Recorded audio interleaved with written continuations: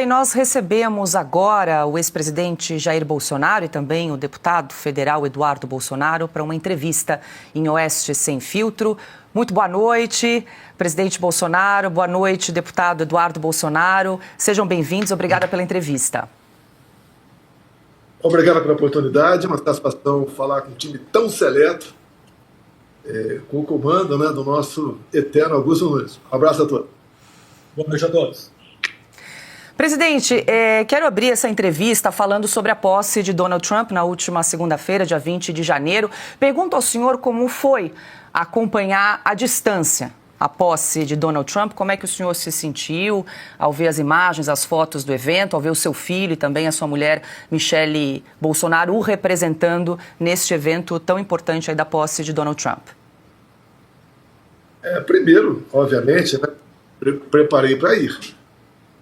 Chegou o convite oficial, o Eduardo recebeu, inclusive, e nós peticionamos o Supremo Tribunal Federal na pessoa do ministro aí, o encarregado do meu inquérito. Eu confesso que tinha esperança, que afinal de contas eu não sou réu, as acusações são narrativas, mas infelizmente a decisão foi contrária. Só quero lembrar de uma coisa aqui, que vale até para o programa de respeito, sei disso, mas vale até como uma sessão de humor. Quero lembrar que em 2018, o Lula, após condenar a segunda instância, teve a autorização do Supremo para ir para a Etiópia. Ele não foi por outro motivo. Então, em 2018, condenado em segunda instância, ele teve a autorização para ir para a Etiópia. E tinham dois painéis lá. Um painel era o seguinte: parceria renovada para acabar com a fome na África até 2025. Eu acho que a fome vai acabar esse ano na África. Tá? E o outro painel, repito, mesmo condenado em segunda instância, o outro painel, vencendo a luta contra a corrupção. Daria um programa para discutir isso aí, mas vamos lá. Logicamente, uma negativa, me senti abalado, fui ao aeroporto, eu me emociono, sou ser humano, sou apaixonado pela minha esposa, e obviamente ela foi sozinha para lá. Ela esteve, chegando lá, teve a companhia do Eduardo e participaram de alguns eventos. E eu fiquei muito feliz com a presença dela, com a maneira como ela se comportou lá, a imagem que ela transmitiu, a mesma de antes de eu ser presidente, durante eu ser presidente e agora também. E, obviamente, deu matéria na imprensa do mundo todo a negativa, demonstrando como é que pode alguém que não responde, que não é réu, não tem nenhuma acusação de corrupção, de desvio, de falcatruas, de dinheiro na cueca, não vai para fora. É uma adesão, no meu entender, pessoal, mas vamos lá. A gente enfrenta e vamos em frente. Tiramos aí fizemos a devida limonada disso tudo, e acompanhei os discursos do Trump aqui, fiquei para nós, fiquei até por volta das 2 da manhã acompanhando, até o último evento que ele participou, os bailes, e eu me senti orgulhoso, em especial pelo primeiro discurso que ele fez, falando de algumas das 100 medidas, decretos que ele estava assinando a cada um daqueles eventos, naquele 20 de janeiro. Algumas coisas interessam para nós, o Eduardo está em condições de falar algumas dessas medidas, e obviamente quem tem que resolver os problemas do Brasil é o Brasil, mas alguma coisa vem para cá. Então é um exemplo que nós temos do que aconteceu lá, do que nós faríamos caso voltássemos. Deixo claro, ele retornou, o Trump. Temos muita coisa em comum, até a tentativa de assassinato. Um tiro que pegou na orelha dele, a facada em mim. A forma como ele perdeu as eleições lá. A forma como ele se empenhou depois, sofrendo o lawfare, que é o ativismo judicial em seu país, ameaça de prisão o tempo todo, como fazem comigo aqui no Brasil. E ele venceu a todos esses obstáculos. A gente espera vencer aqui também, porque eu digo, por exemplo, eu disputar uma eleição por inelegibilidade, qual foi o crime? Reuniu-se com embaixadores, participou do evento 7 de setembro, bem, no primeiro não teve abuso de poder político. O que eu ganhei com a reunião com embaixadores? Nada. abuso de poder político, não usei estrutura nenhuma do 7 de setembro para me dirigir à população. Tá? E ter uma eleição alijado de mim, que quer alguns queiram ou não. Eu sou o maior líder da direita na América do Sul. É querer concorrer às eleições, como o Maduro concorreu o ano passado na Venezuela, sem os dois principais opositores, que era a Maria Corina e o Capriles, e ficarem inelegíveis por 15 anos. Por quê? Qual foi a acusação? Atos antidemocráticos. Alguma coincidência com o Brasil? Eu até cumprimento o Daniel Ortega, porque pelo menos ele é mais sincero. Lá a oposição não concorre, não por inelegibilidade, mas pelos 7 opositores estarem presos. Acusação: atos antidemocráticos. É a mesma coisa como está presa agora, pouca gente sabe disso, a ex-presidente da Bolívia, Janine Áñez. 10 anos de cadeia. Acusação: atos antidemocráticos. Aqui no Brasil, qualquer coisa que se faça, atentou contra a democracia, tentou mudar de forma violenta o Estado Democrático de Direito. Alguns se intitulam: eu sou a democracia, eu sou o país, eu represento aquilo que o povo quer. Bem, e nós acompanhamos uma violenta perseguição a quem pensa diferente da esquerda. Estados Unidos, muita coisa para eles e vão ter reflexo aqui, obviamente. A população vem sentindo devagar o que foi discutido lá e ele vê que nós queremos também. Nós não queremos agenda woke. Nós não queremos aqui questões menores, ideologia de gênero. Se bem que eu digo, a ideologia de gênero é importante porque é o patrimônio de qualquer um de nós que tem filho. O patrimônio maior, qualquer um que tem filho, ou melhor, o patrimônio maior de quem é pai são seus filhos. E não temos que botar na cabeça da criança com 6 anos de idade, estimulá-la, por exemplo, a mudar de sexo. Já tivemos um projeto, eu quanto deputado aqui na Câmara, uma deputada do PT apresentou um projeto que o pai não tinha que decidir se a criança ia ou não mudar de sexo. Até em 2012 teve um quebra-pau comigo com uma deputada do PT lá do Rio Grande do Sul, na Câmara, ficou marcada aquela cena, e ela estava lá defendendo o estuprador, dizendo que com 17 anos, o Champinha, ele tinha violentado por 3 dias a Liana Friedenbeck. Depois a matou com requinte de crueldade. Deu com a costa do facão na cabeça dela. Ela não morreu. Daí ele cortou o pescoço dela com um facão cego. E lá essa deputada do Rio Grande do Sul dizendo que o Champinha não sabia o que ele estava fazendo porque tinha 17 anos. Mas esse pessoal desse partido diz que uma criança de 6, 7 anos de idade pode mudar de sexo. Nós não queremos isso. O povo quer outra coisa. Quer arroz, quer feijão, quer um meio de sobrevivência melhor, quer um emprego, quer ter esperança de um futuro, de uma vida melhor para dentro de casa. Os Estados Unidos foi uma resposta a isso. Como os democratas, com o Biden, estava conduzindo lá o país, que tem alguns estados que estão realmente tomados pela droga, você pode falar melhor do que eu sobre isso aqui, o americano não quer isso daí. Graças a Deus, Donald Trump se elegeu presidente da República. Então nós temos um espelho, uma luz para o nosso futuro aqui. Porque os nossos costumes são semelhantes. Somos cristãos. A população do Brasil, a exemplo da americana, quer liberdade, respira liberdade, em especial a nossa liberdade de expressão. Eu parabéns a vocês da Oeste, que lutam por isso. Passou a ser uma minoria. Passamos a ter um jornalista militante aí fora que passa pano para o governo em troca de verba publicitária. Não pode ser assim. Depois, caso eles venham a censurar as mídias sociais, vão ser ali os jornalões. Essa imprensa tradicional que vai se comer. E todo mundo perde com isso. Quantas vezes eu falei, pior do que uma imprensa, até desinformando, é uma imprensa calada. Vocês não viram uma medida minha para controlar a mídia. Muito pelo contrário.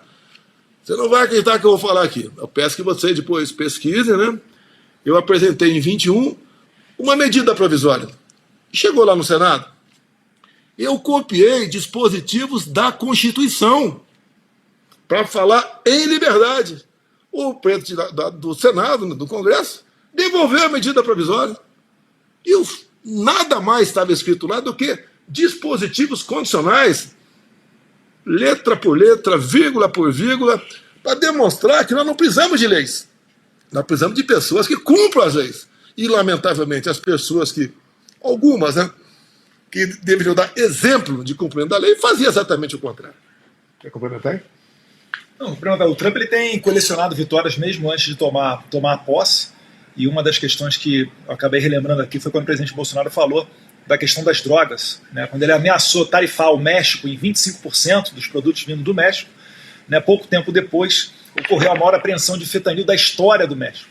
Então o Trump, ninguém duvida que ele possa colocar adiante sanções, aumento de tarifa e etc.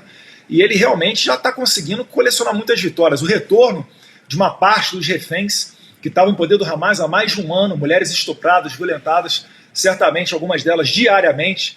Então a gente está vendo uma mudança no mundo que está trazendo muita esperança para a direita, não só americana, mas do mundo inteiro.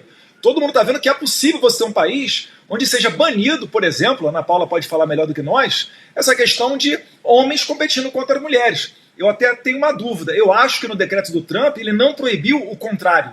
Ele não falou que o esporte masculino é para homem biológico e o esporte feminino é para mulher, né, biológica. Ele falou apenas com a questão do esporte feminino e da mulher. Então, se alguma mulher que nasceu com os cromossomos XX quiser competir contra homens no UFC, na natação, etc., eu acho que essa hipótese ela ainda está em vigor. Vamos ver se vai acontecer, né? Eu acho até que não.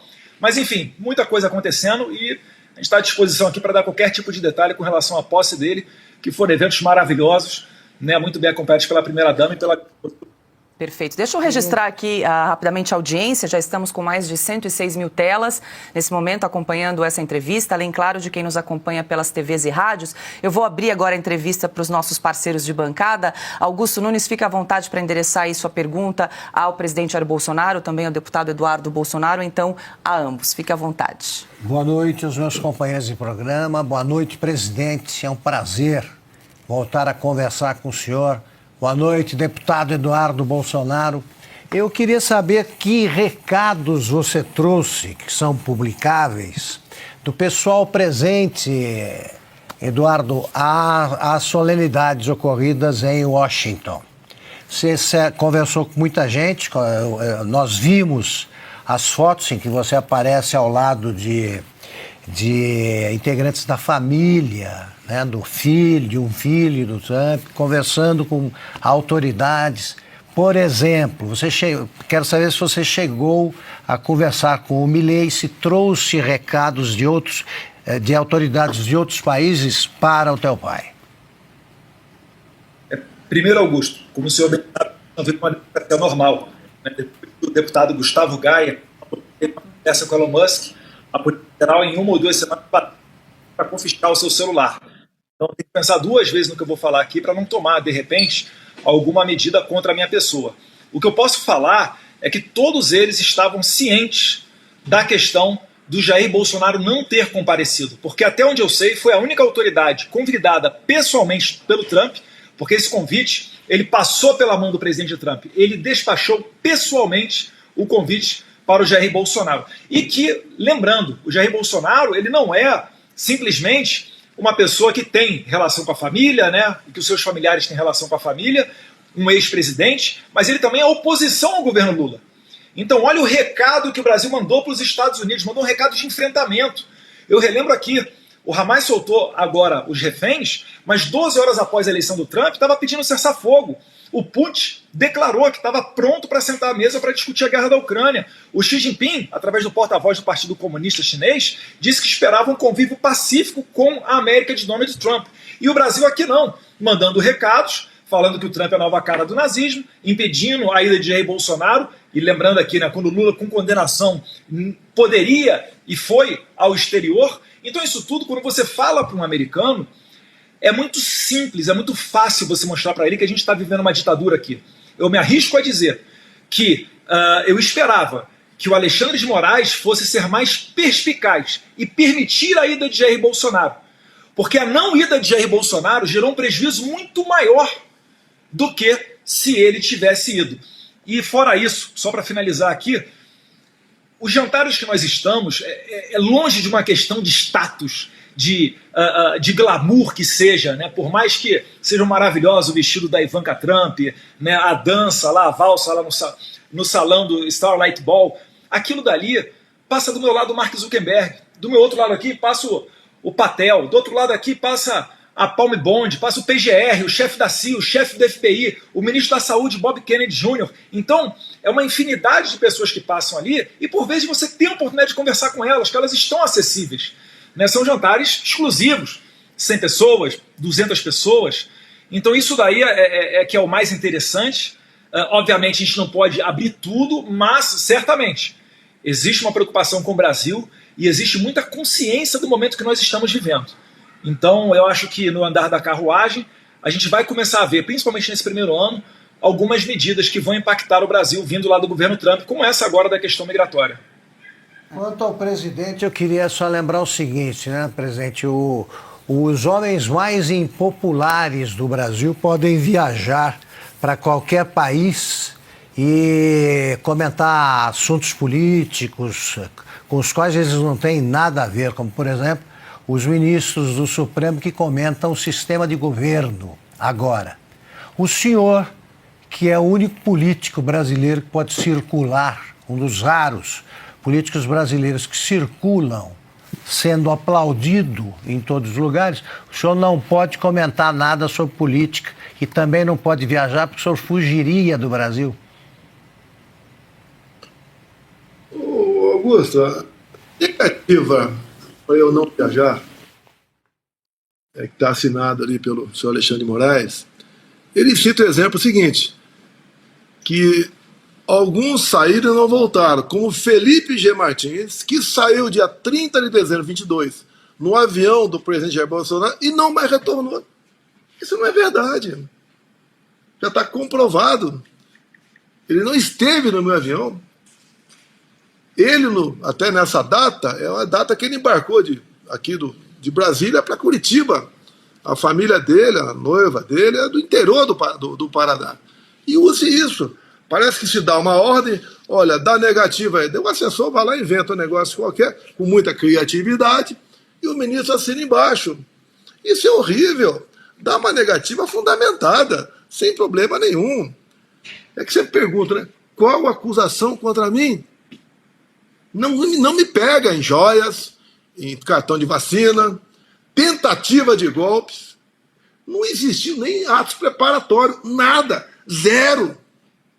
Eu fiquei lá os 3 primeiros meses após dezembro de 22 nos Estados Unidos. Ouso dizer, eu não falo inglês, eu nem arranho, tá? Eu acho que uns 2 anos começaria a arranhar. Mas eu tive convite para ficar lá. Eu fui tratado como rei nos Estados Unidos. Tinha uma casa lá que uma pessoa me cedeu, né? Uma pessoa conhecida, famosa até, não paguei nada. E depois de um mês eu tive que sair de lá, que eram 600 pessoas em média por dia, iam lá para tirar fotografia comigo. Augusto, eu sou uma pessoa simples, né? Ia lá almoçar lá, o que seria aqui no Brasil, que chama de pé sujo, né? Lá e tinha nos restaurantes lá de supermercado, mais da metade das vezes, quando ia pagar a conta, alguém já pagou. E quase todas as vezes, o cara falava, olha, pagou e ele está por aqui, mas a ordem é não falar quem ele é. O que eu recebi de roupa, de brindes, etc., na minha casa, não está no gibi. Às vezes que no supermercado também, o custo médio era $400, eu ia pagar, olha, a conta está aqui, já tem uma pessoa que vem pagar, só se eu ir embora. E não aparecia o cara. Eu tive proposta para trabalhar lá, seria no primeiro momento, quem diria, não, o vovô propaganda, né? Não o garoto propaganda. Estava havendo um boom de compra de imóveis por parte de brasileiros. Eu não fiquei parado lá em Orlando. Eu quase todo dia andava. Fui lá no lugar mais humilde lá de Orlando, fui num cachorro-quente, tinha lá um brasileiro vendendo, né? Geralmente são os latinos que fazem isso aí. Eu perguntei, quanto é que você fatura por mês? Ele, a esposa, e de vez em quando tinha um cara para ajudar lá. Eu faturo $30 mil por ano, por mês. $1.000 por dia. E permite ele ter uma vida tranquila da parte dele. É um outro país, uma outra vida. Mas o tratamento que me dispensaram é de arrepiar. É você chorar de vez em quando. o que ficou na memória de muitas pessoas, poxa, eu fico até comovido de falar, é o que nós fizemos de bem durante a pandemia. Ninguém quebrou no Brasil. 2 programas, Pronamp e Bem, lá pela equipe brilhante lá do Paulo Guedes. Criamos o Pix 2020, depois do auxílio emergencial, que descobriu os quase 40 milhões de pessoas que passaram a ganhar auxílio emergencial, nunca tinham tido conta em banco. E a conta estava lá inativada. Fazer o quê com isso? Um trabalho brilhante do Banco Central, na pessoa do Roberto Campos e também do Paulo Guedes, obviamente. E botaram para frente a questão do Pix, é uma realidade. E quando se fala em Pix, Augusto, o que o governo deve ter visto, né? Eu acho que passou desapercebido aqui. Quando ele viu que, por dia, a movimentação era acima de 100 bilhões de reais, o governo, opa, vamos ver o que a gente pode fazer. Deu, chama-se um movimento preparatório. Houve a reação da sociedade, tá? Em especial aquele vídeo lá do Nicolas, que foi uma coisa que ninguém podia acreditar, o alcance, a maneira como ele sintetizou aquilo e botou no papel. Nos orgulha, ele está no nosso partido, o PL, o garoto Nicolas, eu chamo de garoto porque eu tenho 40 anos mais velho do que ele, tá certo? Mas foi uma coisa que o governo recuou. E quando disse, não é nada disso, recuou por quê? É igual agora a questão do alimento vencido.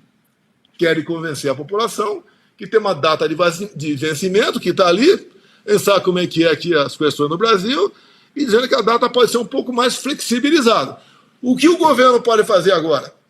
Em vez de vender mais barato o alimento depois dessa data, né, ele aumentar o imposto até a data do vencimento real.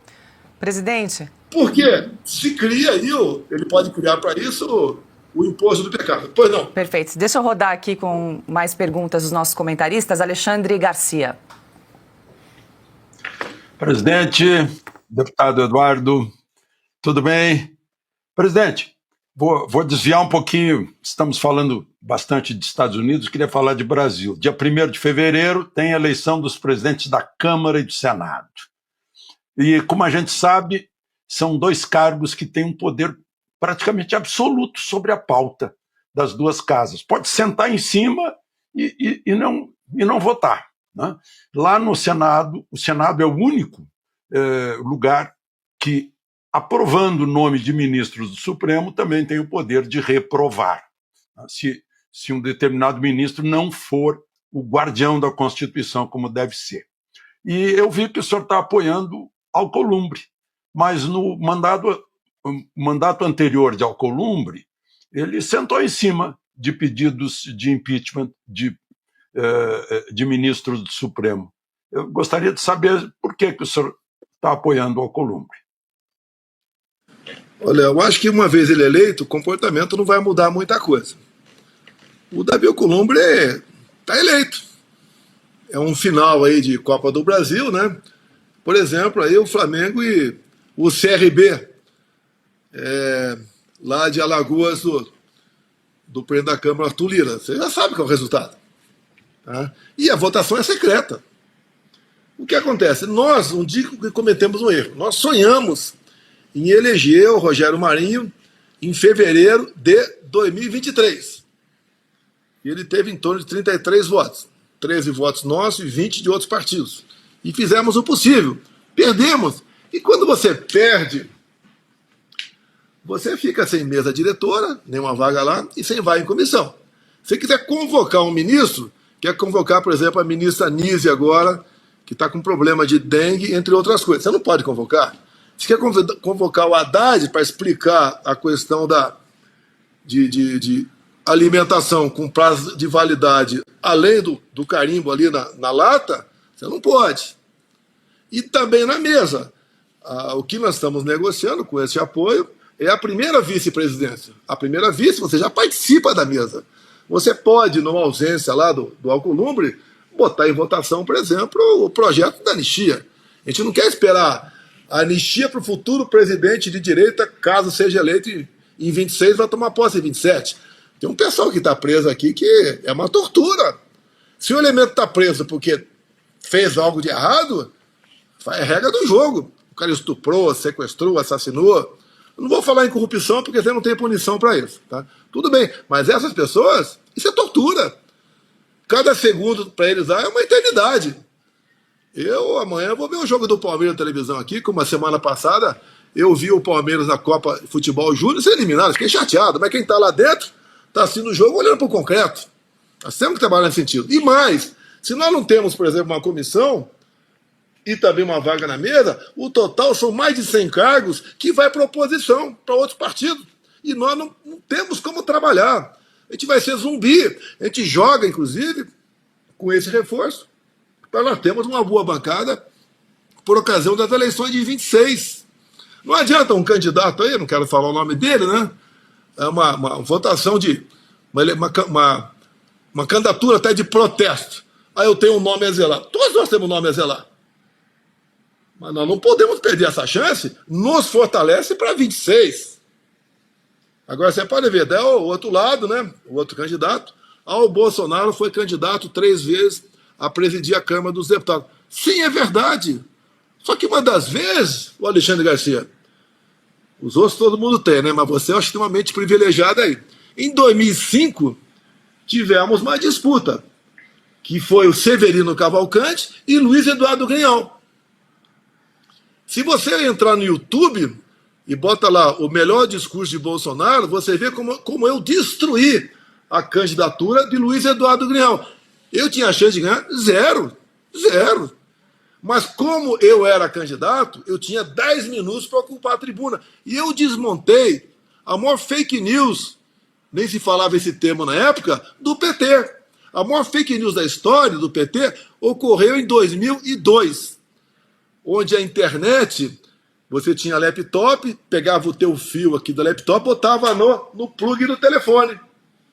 E levava vários minutos para você entrar no ar. E naquela época, o que o PT fez? Fez isso, botou na tela, quem votou sim ou votou não, na reforma da CLT, direitos trabalhistas, e botou lá quem votou sim, como se tivesse votado para acabar com o 13º, com os fundos de garantia, com a hora extra, com a licença gestante, e nós não podemos acabar com isso com o projeto de lei. Nem por emenda à Constituição, que isso, como até o Michel Temer disse, outro dia também estava chateado, né? Há poucos dias, o presidente Michel Temer falou que não pode acabar com isso, que estão lá nas cláusulas pétreas do artigo 7º. E esse ataque, né, de 2002, eu sofri 20 anos depois. Eu perdi. A história é longa, não quero ter detalhes aqui, mas o TSE não me ajudou em nada, né? Ajudar para fazer justiça. Eu perdi 1,5 milhão de inserções de rádio no Nordeste. E como não eu perdi, o que o PT fez? Repetiu essa fake news. O Bolsonaro quer acabar com licença gestante, maternidade, 13º. O Bolsonaro é pedófilo. Até esse nego fez. Eu não podia mostrar o Lula abraçado lá com Fidel Castro lá atrás, com Daniel Ortega, com Chávez e com Maduro. Não podia mostrar em 2009, no Irã, fazendo campanha para que Ahmadinejad pudesse enriquecer urânio acima de 20% para fins pacíficos. A gente não podia mostrar nada. Então o que acontece? O que eu fico chateado? Toda vez que esse candidato do Senado, que ele está muito na imprensa, ele está gostando da imprensa, né? Está lá perguntando, ele fala as ideias dele, é um direito dele, que pode ter candidatura avulsa, mas deu alguém da imprensa e pergunta, mas o Bolsonaro está apoiando o Alcolumbre com essa ficha? Eu levo pancada. Eu sofro desgaste. Eu nunca, o Augusto, joguei para cima de ninguém, tu se elegeu por minha causa. Mas esse senador, eu afastei ali, que tem uma disputa muito grande, entre outros, Marco Feliciano, e botei ele. E organizei a campanha dele, porque não tinha há pouco tempo atrás, não conseguiu se eleger deputado federal de São Paulo pelo PSB. E eu resolvi, então, fiz uma estratégia, tu vai ser o nosso candidato ao Senado. Não quer dizer que com isso que ele tem que fazer o que eu quero. Mas uma situação como essa, não dispute eleições e anule o voto. Ou vote lá no Girão. E o Girão não perde nada, porque o partido dele tem, não sei, acho que 1 ou 2 ou 3 senadores, né? E não tem espaço na mesa, nem tem espaço em comissão. Não perde nada. Se bem que eu acho o Girão um excelente senador. Então o problema é esse.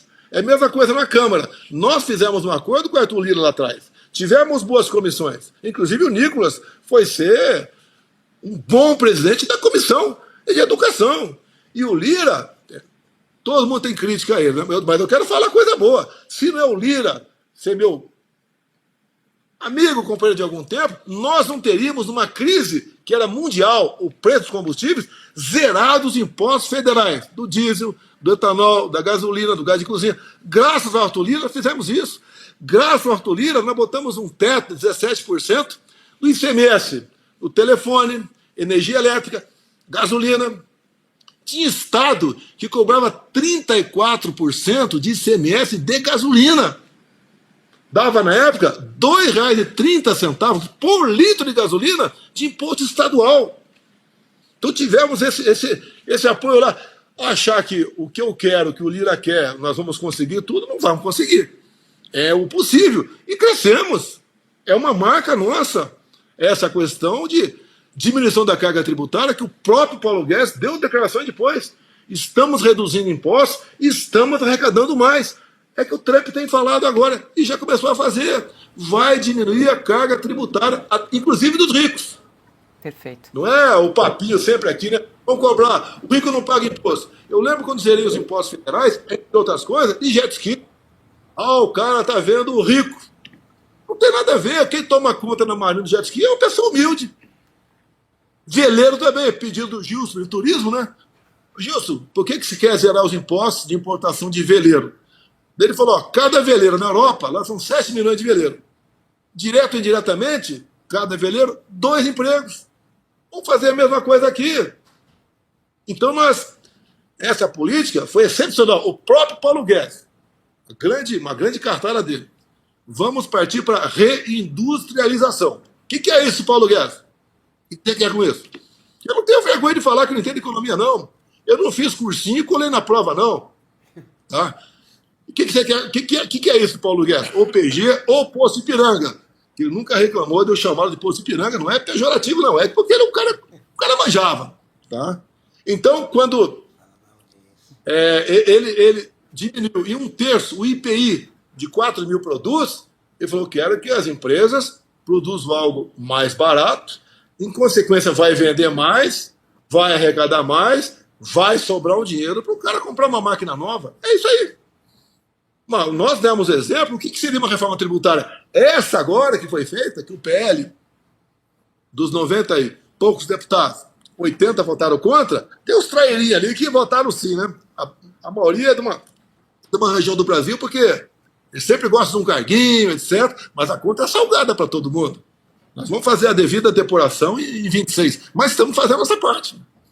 Mostramos para o Brasil que você pode diminuir a carga tributária e arrecadar mais. Perfeito. Presidente, deixa eu registrar nossa audiência nesse momento, mais de 132 mil telas acompanhando o Oeste Sem Filtro nesta sexta-feira. Vou incluir Adalberto Piotto na nossa conversa. Muito boa noite, Piotto. Boa noite, Paula, aos meus companheiros de bancada. Presidente, boa noite ao senhor. Deputado Eduardo, boa noite também. Eu vou permanecer nesse assunto de uma forma muito objetiva. O senhor falou já, presidente, em relação à questão de cargos na mesa diretora e também em espaço em comissões, mas do ponto de vista de pautas para serem votadas no Senado. E a mesma pergunta, deputado, em relação ao Hugo Mota, que deve ser o candidato também vencedor, é o que mais tem chance de vencer na Câmara. Negociou-se também algumas pautas, ou seja, por exemplo, a questão de fazer a anistia avançar na Câmara primeiramente, ou, por exemplo, o Senado realmente se preocupar em fiscalizar o Supremo Tribunal Federal? A pergunta ao presidente e também ao deputado, por gentileza. Olha, o acordo aqui é genérico. Por exemplo, vamos supor a proposta de anistia pronta na Câmara. Se a gente conseguir a urgência, que o presidente não ainda vete, ele bota em votação a urgência. Se passar, que tem que ter maioria absoluta, entra para o plenário. Agora, eu sei que a esquerda, ela abre o jogo. O compromisso é não aprovar a anistia. O pessoal da esquerda não tem nada a ver esquerda ou direita, pelo amor de Deus. Tem alguns exemplos que são marcantes. Aquela mulher com 2 filhos pequenos, mal deixaram as fraldas, escreveu lá, perdeu, 17 anos de cadeia. Eu tenho um vídeo com 6 crianças, de 10 anos até 1 ano, lá de Ji-Paraná, que está condenado a 17 anos o marido, está foragido, não sei onde ele está foragido. Tá? Essas crianças estão crescendo sem o pai. Essa senhora não pode trabalhar. Com 6 filhos em casa, não tem como trabalhar. Como é que ela está vivendo? Pessoas humildes. E o marido dela fez um frete para Brasília. Ele é caminhoneiro. Chegou aqui na sexta, descansou no sábado, resolveu domingo passear lá pela região da Praça do Poder. Depois estava tudo quebrado. Que o quebra-quebra antes do pessoal chegar lá. Foi fotografado, visto, pronto. Tentativa armada de mudar o Estado Democrático de Direito. Pelo amor de Deus, não existe isso. Ninguém quis dar golpe. Até o próprio Múcio falou. Golpe, o povo vai, o exército vai atrás. Não teve um soldado na rua. Eles querem fazer uma vinculação comigo no 8 de janeiro. Não houve golpe no 8 de janeiro. Eu estava fora do Brasil, eu estava em Orlando. Talvez lá tivesse, segundo eles, organizando um golpe com o Pateta, o Pato Donald e a Mini do meu lado. E chega a ser risível isso daí. Até eu tive outro dia, conheço gente no mundo todo, e alguns têm amizade. Passou um cara aqui de Israel, ele falou, que golpe é esse que o Mossad não estava sabendo? Ainda paga vexame lá fora. E alguns se arrostam aqui, né? Salvamos a democracia. Que democracia? Tirar de mim e botar no colo desse cara que chama o Trump agora de nazista, de fascista. Que esse cara que acha que o Hamas não é um grupo terrorista. Se você ver, deixa uma mulher do programa falar, você vê as primeiras mulheres, 3 que apareceram, uma estava andando de forma esquisita. Por quê? Lá a mulher é objeto. Estupro lá é refresco para eles. A mulher não tem direito a prazer. A mulher é um objeto que leva tapa na cara. O tempo todo assim. Não considero, esse atual governo, não considero que aconteceu em Israel e continua acontecendo. Não foi um ato de terrorismo, não é tortura. O que é tortura para esses caras? Tortura é uma velhinha aqui, tá com a bandeira do Brasil nas costas, abrir embaixo do braço. Isso que é tortura, isso é terrorismo, isso é ser golpista. Ainda botam lá tentativa armada. Me apresente uma arma de fogo, uma arma branca. Pegaram um estilingue com algumas bolinhas.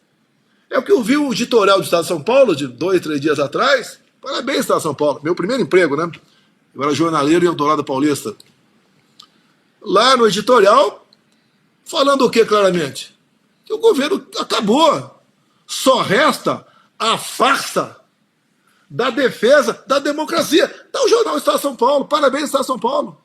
Só sobra a farsa da defesa da democracia para o Lula, para o PT.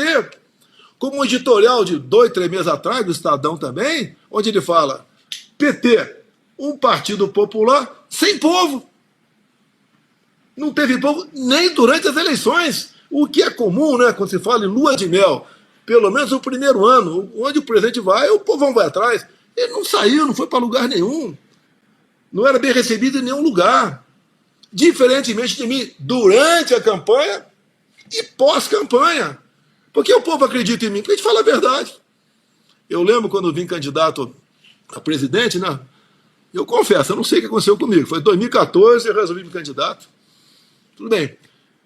E comecei a usar a passagem bíblica do João 8,32, da verdade. Tem uma mulher, uma repórter da Veja, falou para mim, se você continuar com a campanha do João 8,32, da verdade, você não vai chegar. Eu falei, então eu não vou chegar. Eu não vou para Manacapuru, no Amazonas, passei em Newark também, servi lá, para falar mentira para os caras. Uma passagem minha para o BH, essa marcou, né? Eu me empolguei e falei, ó, se eu for eleito, vou arranjar uma saída para o mar para Minas Gerais. No dia seguinte a imprensa desceu o cacete em mim. Eu complementei, vai ser via Pacífico. Não vamos tomar nada do Espírito Santo, nem do Rio de Janeiro, vai ser via Pacífico. Pancada de novo. Poxa, essa parte da imprensa está podre. Eu até contei uma piada, eu vou falar aqui, permite, né? Você tem que mudar as piadas. Você perdeu. Você não pode falar piada de gaúcho, de baiano, de cearense, de carioca esperto, de fofinho, de magrinho, de não sei o que lá. Eu falei, olha, inventou-se uma máquina fotográfica tão rápida que ela é capaz de tirar a fotografia de um homem com a boca fechada. O cara levou 5 segundos para entender a piada. Não sei se alguém entendeu, né? Sei que alguém pode falar que isso não é piada. Eu não vou falar o que é, mas eu dei meu recado. Você não pode mais brincar. Você não pode... Pô, a minha esposa é filha de cearense. Eu sou criado no Rio de Janeiro, depois de 17 anos de idade. Como é bom contar uma piada de gaúcho, tchê! De carioca esperto. De baiano devagar. De cearense, não sei o que lá. Não pode mais falar mais nada, acabou. Você pode falar, quando eu estou aqui em casa, geralmente, né, quando eu vou lá em Mambucaba, lá tem 10 homens em casa. O Hélio Negão tá lá. O Hélio Negão é um dos mais sacaneados. E não tem problema nenhum. Nenhum, zero. Mas se alguém gravar aquelas piadas, eu tô morto, quem sabe preso. A PF vai estar na minha porta aqui amanhã. Perdemos a alegria de viver. A liberdade de expressão não é para você ofender ninguém. Tá? Até digo pro Hélio, né? Se você fosse um cara desses ativistas, você não seria deputado federal mais votado do Rio de Janeiro. Tá certo? Então nós queremos recuperar isso aí. Temos o exemplo dos Estados Unidos. O pessoal vai acordando. Acabei de falar com a minha esposa agora, está lá nos Estados Unidos. Deve ter acabado agora a Marcha pela Vida. Ela foi reconhecida por muita gente, tá? Do Brasil, do mundo todo. Fico feliz com isso. Tá? Estou ansioso para retornar. Retorno amanhã para cá, até meia-noite deve estar aqui. Tá certo? E o mundo está mudando. O que mudou no mundo sobre queda pelo ministro, o Canadá, o que mudou aí? Depois da posse do Trump já houve a queda depois da eleição do Trump, né? Já teve a queda do Trudeau no Canadá e também os primeiros ministros da França, da Alemanha. Então isso já mostra também os novos ares do mundo. Mas resgatando a sua pergunta, 30 segundos, eu acredito que o Lira ele vai passar, né, o seu apoio a uma pessoa que não é muito diferente dele. E o Lira ele foi muito correto num ponto. Ele não foi o tipo de candidato à presidência que vendeu, né, que colocaria pautas no plenário e depois não conseguiu honrar. Ele sempre disse, o plenário vai ser o senhor das decisões. E assim foi, para o bem e para o mal. Teve já projeto meu ali, emenda nossa, proibindo na LDO o uso de dinheiro público do pagador de impostos brasileiros para fins de aborto, doutrinação ideológica nas escolas, invasão de terra e mudança de sexo para menor de idade. Isso foi uma vitória. Agora é certo que ele vai pautar ali questões como o PL 2630, que é o PL da censura, para tentar amordaçar as pessoas nas redes sociais, que ele não conseguiu colocar adiante, não porque ele não quis, ou porque ele é entusiasta do projeto, ou qualquer coisa de sentimento pessoal dele, mas é porque nós da oposição estivemos juntos e conseguimos nos mobilizar para acabar, não foi nem pautado o requerimento de urgência do PL 2630. Então, eu acho que o Hugo Mota ele vai seguir muito essa linha do plenário ser, né, realmente o senhor das decisões. Cabe a nós alertar os internautas e colocar pressão em cima. PL da censura 2630. Foi em 21. Foi 21 não, foi agora 23. Foi votada a urgência. A urgência tem que ter metade mais 257. Eu, ex-presidente, entrei em campo. Não é só do PL, não. Outros partidos. Por 5 votos não passou o PL da censura. Se tivesse aprovado em 24 o PL da censura, depois da urgência, tudo é mais fácil. Bota em plenário, quem concorda permanece com quem não concorda não sei o que lá, e aprovado. É isso aí. Já estaríamos vivendo sob censura aqui. E houve outro poder, alguns ministros, dentro da Câmara dos Deputados para aprovar a urgência. Por que isso? Se nós perdemos isso daqui, a Augusto Nunes, com todo respeito aí ao Oeste, ao Pitoli lá da Auriverde, mais alguns poucos perdidos por aí, você não ia ter Gaia fazendo live por aí, você não ia ter nada, acabou. E se estivesse fazendo, é fake news. O que é fake news? É o que o cara acha que é fake news, e ponto final.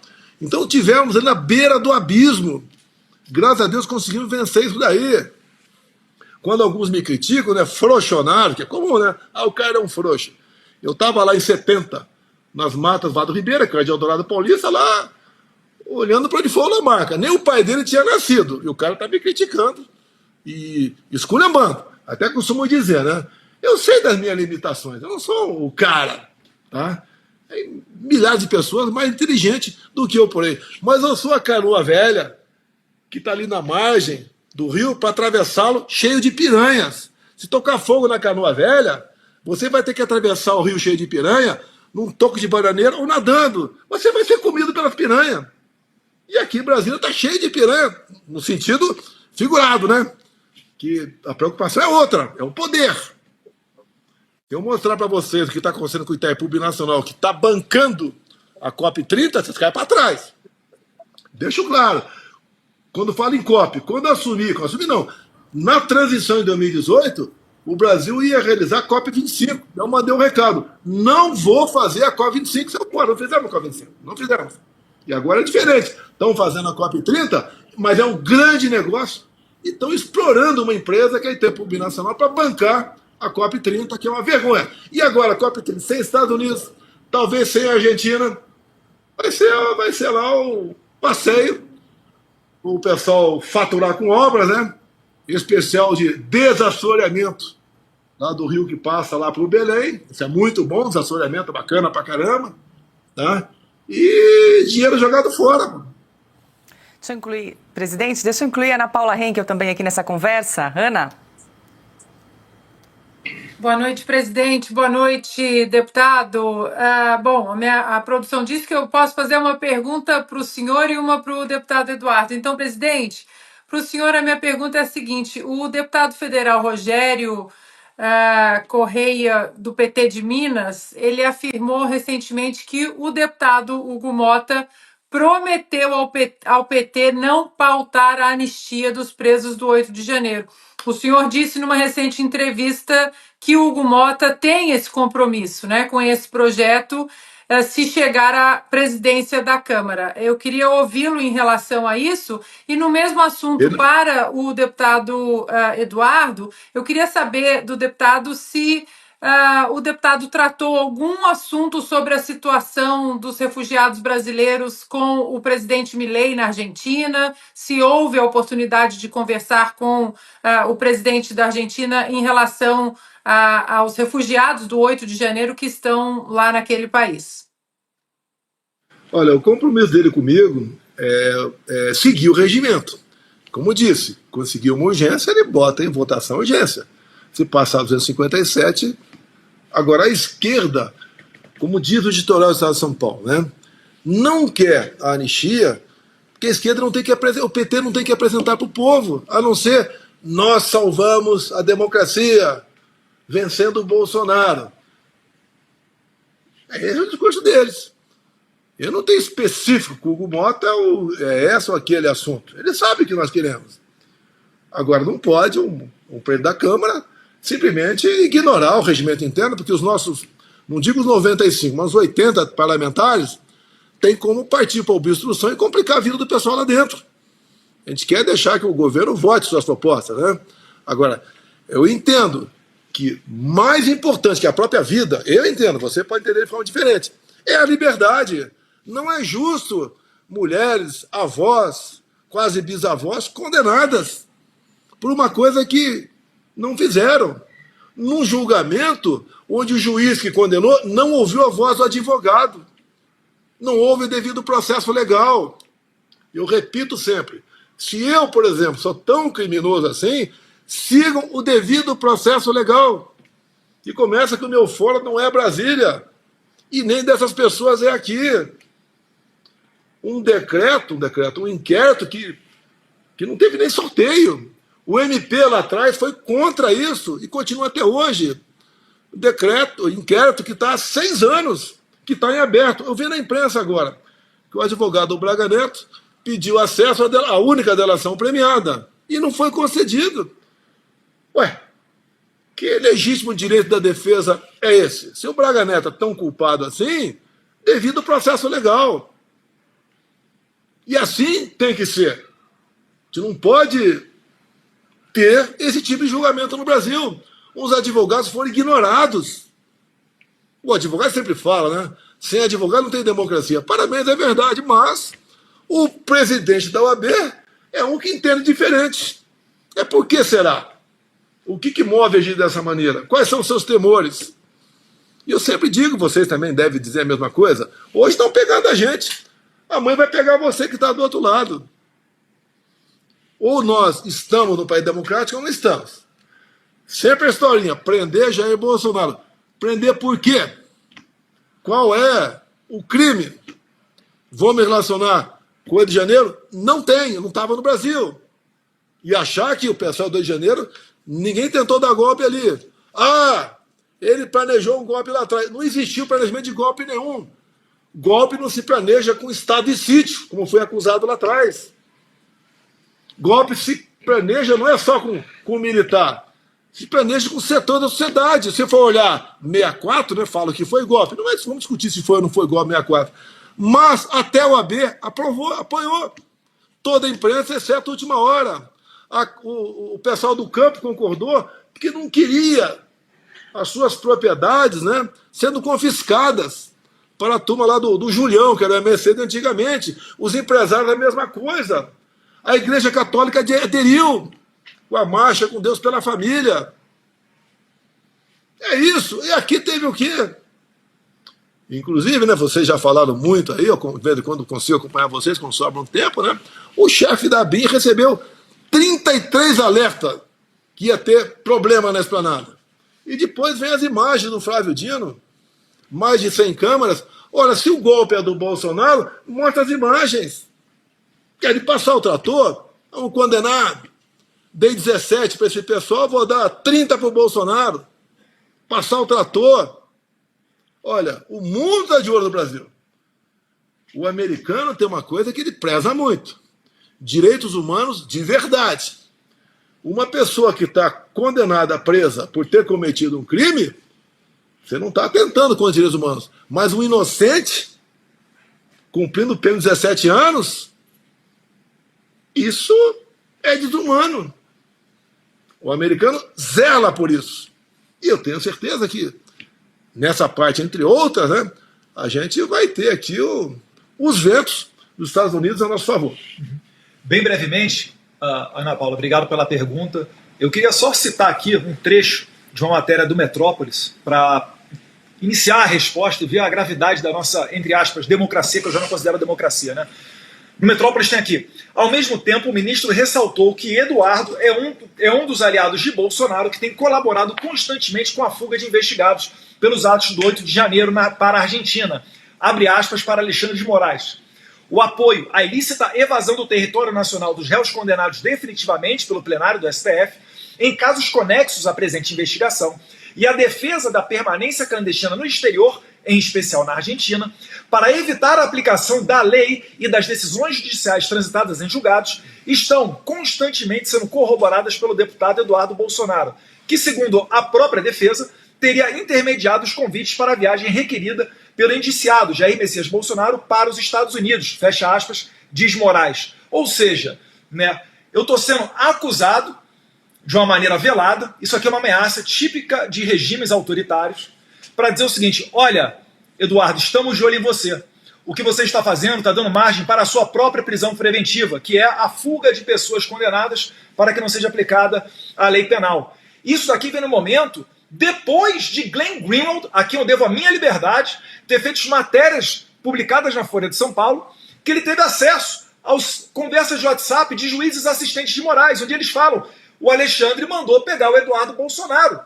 E na falta do que me condenar, e eu levo isso aí como uma medalha de honra no meu peito, porque se eu fosse um vagabundo, tivesse roubado R$1 do contribuinte, a gente estava pegando 10 anos de cadeia. Mas na falta de encontrar alguma coisa, tentam me colocar na cadeia por eu estar segurando uma bandeira do blog Laderete Diário, cujo dono do blog é um argentino, careca, que fez lives depois da eleição brasileira criticando o processo eleitoral brasileiro.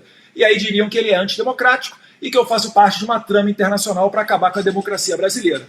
Isso dito, eu tenho que medir as minhas palavras, mas podem ter certeza, da Argentina ao México, onde houver, né, pessoas com problemas com a justiça que procurem o serviço de um deputado, de um advogado ou qualquer coisa nesse sentido, é o nosso trabalho estar atento a isso daí. Para mim, a anistia é a pauta número 1. Eu vou até tentar conversar de novo com o Hugo Mota, em que pese achar o deputado Rogério Correia, que deu essa informação, que o Hugo Mota não vai pautar a anistia. O Rogério Correia é um deputado, com todo respeito, fanfarrão. Ele está no nível do André Janones. É uma pessoa deplorável, que quando foi diplomada, né, agrediu o deputado Júnior Amaral. Então, difícil acreditar nele, mas pode ter certeza, Ana Paula, a anistia para mim é o projeto número 01 que eu pretendo colocar minha maior energia. Quero reforçar, me desculpa aqui, abusando do programa, o editorial do Estado de São Paulo. só sobra para o PT a farsa da defesa da democracia. Então esse deputado de Minas Gerais aí, se não fizer isso, vai defender o quê? Ele fala, olha, ele pode até falar, tá tudo ruim no Brasil, mas você tem democracia graças a nós. Tá de sacanagem. Tá de sacanagem. Tá? Querer falar que o PT defende democracia, por que mandaram o representante lá na Venezuela para a posse do Maduro? Faltou o Lula, né? Faltou coragem moral para ele ir para lá. Ele fala que o Trump é a volta do nazismo e do fascismo com outra face. Mas não vai na Venezuela. Por que você não foi para lá? Por que você não foi para a Rússia? Ah, você caiu no banheiro? Ou você sabia que o Maduro ia estar lá nessa reunião do BRICS? Que agora virou festa, né? O BRICS agora virou festa. Entrou lá Cuba, Bolívia, Nigéria, Uganda, Uzbequistão, está na fila Venezuela, Irã. Onde tem ditadura, ou não tem direitos humanos, ou não tem desrespeito às mulheres, está lá o PT apoiando. Tem aquela relação de 20 e poucos parlamentares, solidária com Kim Jong-un lá atrás, quando o pai dele morreu, e ele assumiu. Essa turminha de sempre, que fala em arrocha democracia. Olha, só apoio o Hugo Mota se ele não botar em pauta isso. Esse pessoal do PT, falar que não tem escrúpulo, já sabe que não tem. Agora eu vou apelar como ser humano, não tem coração também. Essas pessoas que estão presas são avós, são mães, são pais de várias crianças. Nunca viram uma arma de fogo na frente. Acusar de golpista, mudar de forma violenta o Estado Democrático de Direito, isso é uma mentira. E cada vez mais a população vai entendendo o que está acontecendo. O que te apela aqui, até para você, petista, tá? É uma pacificação nacional. Ninguém acredita mais que as pessoas queriam dar um golpe. Você não dá o golpe num domingo, onde não tem um líder, eles tentam o tempo todo arranjar um líder, né? Olha para mim, não tem liderança. E falar que eu tentei dar um golpe dos Estados Unidos, ao lado do Pateta, do Mickey, isso é uma palhaçada. Eu mandei para os Estados Unidos, peguei no Banco do Brasil, tinha 800 mil reais, transformei em dólar e botei no BB América. Eu queria dar um golpe com essa grana. Primeiro, dar um golpe com 100 e poucos mil dólares. E outra, dar um golpe dos Estados Unidos, você dá de outra republiqueta por aí. Ou pode pensar em dar, pode até pensar em dar. Os Estados Unidos nunca. Ninguém acredita nisso. Fizeram uma onda terrível, né? E ninguém acredita nisso. Aí tinha um plano para não sei quem tinha um plano para matar. Primeiro, um plano absurdo, né? É um plano inexequível. Vai sequestrar, envenenar. Porra, vocês querem entubar isso em cima de narrativa? Daí vai lá e lê a matéria num jornalão qualquer, né, que está recebendo o Pix para apoiá-los. Olha, temos um país fantástico, que é o Brasil, tem tudo para dar certo. Eu posso falar alguma coisa que eu faria caso retornar, alguma coisa parecida com o Trump lá. Logicamente, falaria para o povo, se houver candidato, né? Se ele me der 50% do parlamento, igual o Bukele fez lá em El Salvador, eu resolvo. Quando alguns me criticam, o cara perdeu a chance de fazer lá atrás. Foi frouxo. Você faria o quê no meu lugar? Eu tinha lá oposição tudo quanto é lugar. De poder judiciário, era pelo menos uma ação por semana. Oposição da esquerda, obviamente. Tá? Do outro lado, eu fiz um governo sem negociar cargos. Por isso que as estatais deram lucro, agora estão dando prejuízo. Me permite falar rapidinho aqui Itaipu Binacional. Comigo nós fizemos a segunda ponte. O custo lá ficou na casa dos 450 milhões de reais. Começamos a terceira ponte Porto Murtinho. Asfaltamos 43 quilômetros a pedido do Ratinho, a Transboiadeiro. 600 metros na pista do Foz de Iguaçu. E reduzimos praticamente metade o preço do quilômetro para o povo. Agora voltou, a tarifa está voltando, como está voltando os impostos dos combustíveis. O que o PT já tem de legado aí? Itaipu já está previsto prejuízo. 1,3 bilhão para a COP30, lá em Belém do Pará. Eles voltaram a UNILA, Universidade de Integração Latino-Americana, uma universidade para formar militantes lá em Foz do Iguaçu. 600 milhões de reais investir na UNILA. Eu passei por lá quando era presidente, mostrei a minha live aí, o esqueletão. Tá? Deram para uma cooperativa central da reforma agrária, ligada ao PT, tá? 81 milhões de reais. O PT dando o MST de forma indireta 81 milhões. Por isso volta a insegurança no campo, que comigo tinha. Você não viu? As raras invasões de terra rapidamente foi resolvido. Comigo foi resolvido. A questão do armamento, além de diminuir quase 1/3 o número de mortes por arma de fogo, você não viu invasão no campo. Começamos a levar segurança para o campo. Diferentemente agora. Um filho meu, Carlos, não consegue renovar o porte dele. Ele é vereador. Mostra vídeo de um cara que vai de vez em quando apedrejar uma casa que é de comitê nosso lá em Bento Ribeiro, mas não pode ter porte de arma. O ministro Lewandowski renovou o porte dele. Ué, ele tem segurança, meu filho não tem. Então a gente fica vendo, tá certo? Como estava o Brasil voando no segundo semestre de 22, apesar da pandemia e da guerra, 54 bilhões de superávit, o Tarcísio com propostas de 1 trilhão de investimento nos próximos 10 anos, umas 30 pré-contratos de ferrovias privadas pelo Brasil, terminamos a Norte e Sul, não é dinheiro público a Norte e Sul, é privado. Mas não saia por quê? Porque no passado era corrupção. Você não conseguia, junto ao IBAMA na época, licença. Comigo vai ter licença e não tem custo. Começamos acho que é 230 lá, Porto Velho, Manaus. Conseguimos licença ambiental. O Brasil começou a funcionar. Eu guardo, né, uma mágoa muito grande. Eu tive a proposta de um país do mundo árabe de 1 bilhão de reais, 1 bilhão de dólares, para a gente transformar a Baía de Angra numa Cancún. Por que não foi para frente? Já tem um decreto ambiental que demarcou a Estação Ecológica de Tamoios. E eu tinha que desmarcar o decreto. Mas decreto ambiental, quem desmarca é o parlamento. Não tive força para isso. Voltando com 50% do parlamento, eu faço isso. E não é só a Baía de Angra, não. Tem problema na Bahia, que o governador quer, com toda certeza, tá? Em vários estados do Brasil. Eu não demarquei nenhuma terra indígena, já temos 14% demarcado, não demarquei nenhum quilombola. Então você vai dando segurança. Comigo ninguém discutiu marco temporal, não se discutiu comigo 40 gramas de maconha para a galera, aborto. No segundo dia, após o segundo turno de 22, relativizou-se a propriedade privada. Você que está aí, você vai com a fazenda invadida?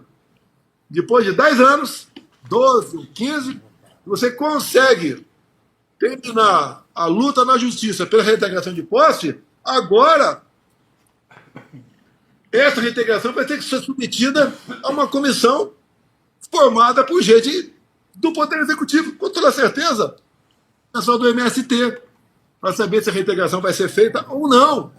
Não tem como o país ir para frente dessa maneira. Presidente, agora 19h14, a gente está caminhando aqui para o fim dessa entrevista, desse bate-papo. Nós chegamos a 140 mil telas, maior live do Brasil nesse momento, de telas simultâneas acompanhando essa entrevista aqui em Oeste Sem Filtro. Quero agradecer muito aí ao presidente Bolsonaro, também ao deputado Eduardo Bolsonaro. Agora, falando rapidamente sobre eleição 2026, presidente, o senhor aí como a maior liderança da direita no Brasil, hoje está inelegível. Claro que essa situação pode ser revertida.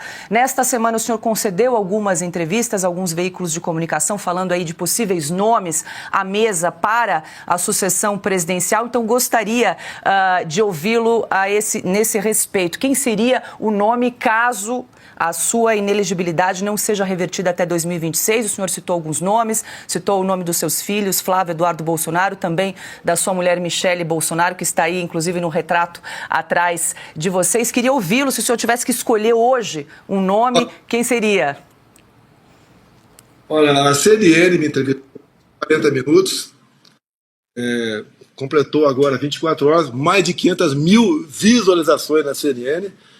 Eu não citei nenhum nome, eles que falavam o nome, eu não citei nenhum. Eu não disputar a eleição por estar inelegível por essas acusações, isso é negar a democracia. É o nosso... Que nome em inglês lá? Lawfare. É um ativismo judicial decidindo nas eleições. Quem tem que escolher quem é o chefe dele é o povo.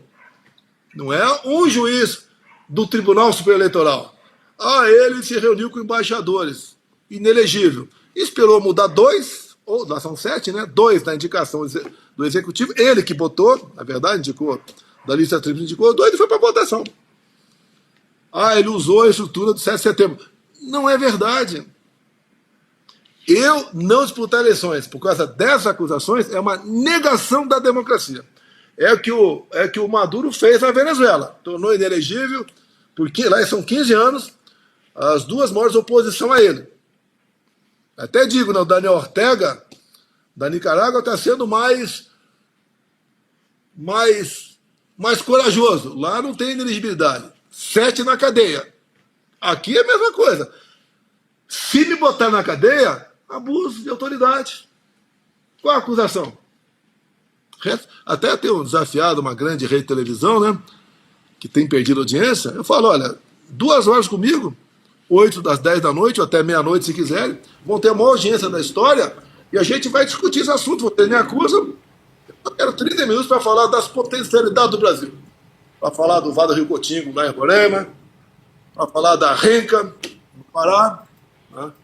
Para falar no Rio Paraná sobre a nova rota de drogas, por aí, como deve fazer, do meu relacionamento com os Estados Unidos, o que fazer com o Fernando Noronha, é uma região estratégica, é mostrar que países do mundo cada vez mais estão entrando aqui, se passar na Câmara, que já passou no Senado, comigo, junto com o Lira, conseguimos segurar na Câmara. Venda de terra para estrangeiros é o fim do Brasil, e vocês sabem quem é que vai comprar o Brasil. Nós sabemos o que tem que fazer. Sabemos de quem devemos nos aproximar. Temos a nossa autonomia, tá? Nós realmente prezamos pela nossa soberania.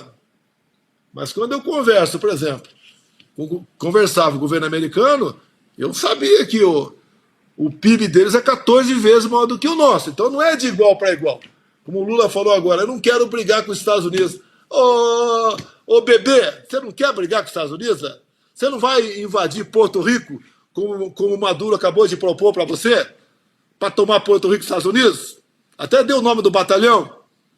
Ô fanfarrão, você não responde, não fala nada, ô fanfarrão? A nossa política externa, essa desgraça que está aí. Uma vergonha. Não foi convidado para a posse do Trump. Você não vai ser convidado, você vai ser convidado só para velório de ditador. Como você foi do Fidel Castro lá atrás, mas ninguém. Quem quer conversar contigo? Só ditadores do mundo todo. Zelensky acabou de dar uma no meio dele. Zelensky acabou de dar uma no meio da moleira, né? Meu pai falava, pau na moleira. No meio da moleira tua. Você falou que ia resolver o problema da guerra tomando cerveja.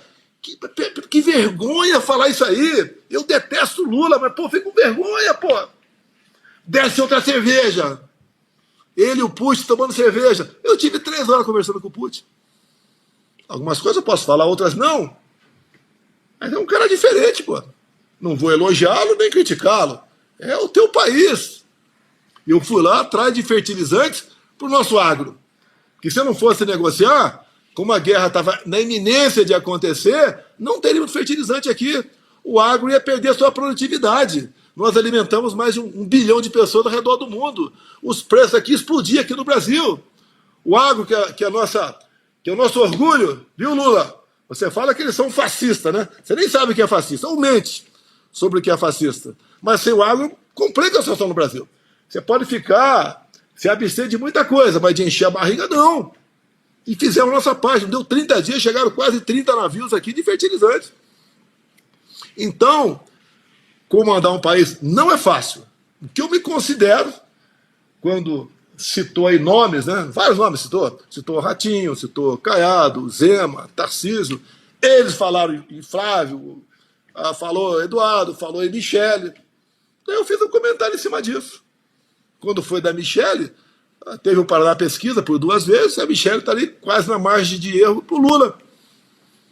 É um nome, bom nome, é um nome. Daí eu falei, olha, só se eu for chefe da Casa Civil. Daí pronto, daí foi o prato feito para a imprensa. Igual a Dilma, quando mandou o Bessias entregar lá o termo de posse para o Lula, se ele for preso e falar que é ministro.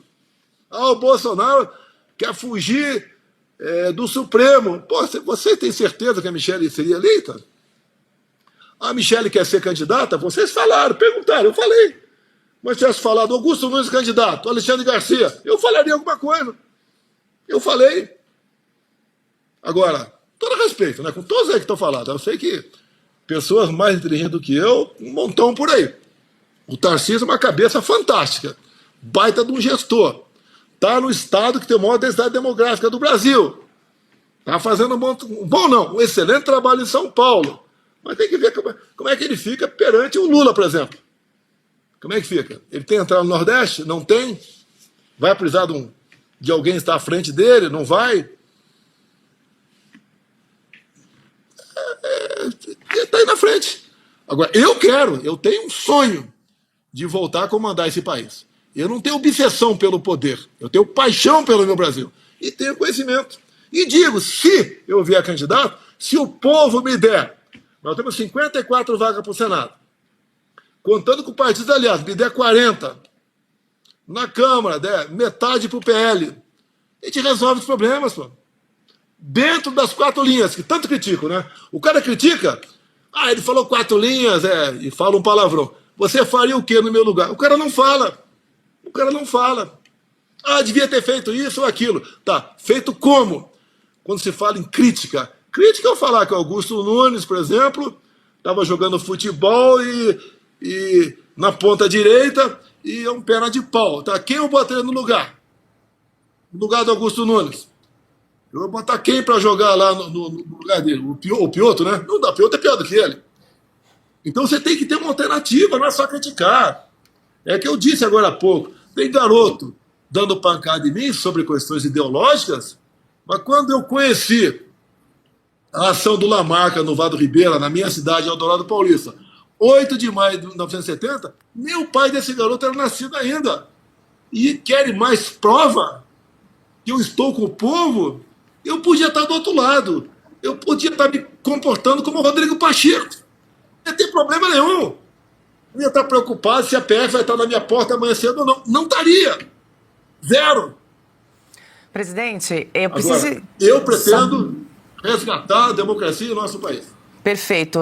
Já ultrapassamos 143 mil telas. O senhor mencionou a outra emissora que bateu 500 mil visualizações. Tenho certeza que essa entrevista vai superar as 500 mil visualizações, com toda certeza. Eu preciso encerrar essa entrevista. Se o senhor quiser deixar um recado final aqui para a nossa audiência de Oeste Sem Filtro, por favor. Acreditem, não jogue a toalha. Não vai ser fácil a gente recuperar o espaço perdido. Até há pouco tempo se achava que PT e PSDB eram oposição, viram que não é. São as 2 lâminas da mesma tesoura. O país é um Brasil fantástico, dá para resolver. As coisas mudam. Não seja isento, decida. Não quer votar em mim? Vota no outro cara, tudo bem. Mas não fique em cima do muro. Se você não tem algo melhor, se não tem uma canoa velha, igual eu, para atravessar o rio, não toque fogo na canoa, que a piranha vai te comer num toco de bananeira ou nadando. Eu te salvo da piranha. Até essas jovens lideranças estão por aí, várias lideranças. É o Zuco do Rio Grande do Sul, é o Gaia aqui, é o Nicolas. Tá? É tanta juventude por aí aparecendo. É o Tarcísio, que é um pouco mais velho, mas é jovem na política. Eles vão se moldando, vão se preparando para substituir a gente. Pô. E a gente tem como sair desse buraco. Se nós nos entregarmos, só tirar pedra, vai ficar pior para todo mundo. E olha, vocês estão vendo agora a política do Trump. Está tirando de lá os ilegais. Você não vai para lá. Você vai ter que pegar a tua canoa, né, que a minha vai estar quebrada, e tocar em direção à África, para buscar uns dias melhores na África. Porque você não vai aqui para o interior, aqui onde os bandeirantes foram do passado, né? Procurar os países aqui do lado aqui, que você não tem espaço para todo mundo. Nós somos 220 milhões de habitantes.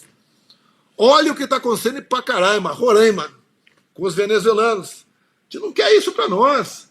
As mulheres chegam lá, muitas abusadas no seu percurso a pé, fugindo da ditadura venezuelana que o Lula apoia. Que o Lula foi lá fazer campanha para o Chávez lá atrás e para o Maduro também. Dá para mudar. E uma passagem bíblica que eu sempre cito, né? Por falta de conhecimento, o meu povo pereceu. Busque conhecimento, que nós venceremos essa guerra. Me permitindo aqui 30 segundinhos também para finalizar essa grande audiência, né? Acho que o recado principal que eu deixo é que eu nunca imaginei que quando eu comecei a fazer esse trabalho de relação internacional, lá em 2018, ainda na transição do meu pai, quando eu viajei para os Estados Unidos, para Nova York, Miami e Washington, com o Felipe Martins, né, o Coimbra, começando a dar o recado para vários fundos de investimento, principalmente que o Brasil tinha mudado, eu nunca imaginei que a gente estaria nesse ponto, trabalhando pela liberdade, né, de outras pessoas, pela possibilidade da gente ter uma democracia, porque sem oposição não existe democracia. Pode ter certeza, cada vez mais os Estados Unidos está, sim, consciente do que está acontecendo no Brasil, e o recado de que não é democracia um país onde o líder das pesquisas não pode concorrer, tal qual ocorre, por exemplo, com a Maria Corina Machado, lá na Venezuela, ou a Janine Áñez, que o presidente falou aqui da Bolívia, ou os outros 7 opositores ao ditador Ortega que estão presos na Nicarágua, esse olhar será lançado para o Brasil. E eu finalizo. Trump, por exemplo, já deu um bom efeito aqui no Brasil. Vocês conseguem imaginar autoridades brasileiras banindo novamente o X, a rede X, o antigo Twitter, sendo que agora a Meta, Facebook, Instagram está copiando as políticas do X e todos eles, incluso ali o CEO do Google, YouTube, todas as demais redes importantes, TikTok, estiveram na posse de Donald Trump. Certamente não vai ser mais difícil, né, fazer esse tipo de coisa de república de bananas, né, com relação às redes sociais. Tendo liberdade de expressão, nós chegaremos lá porque a verdade está do nosso lado.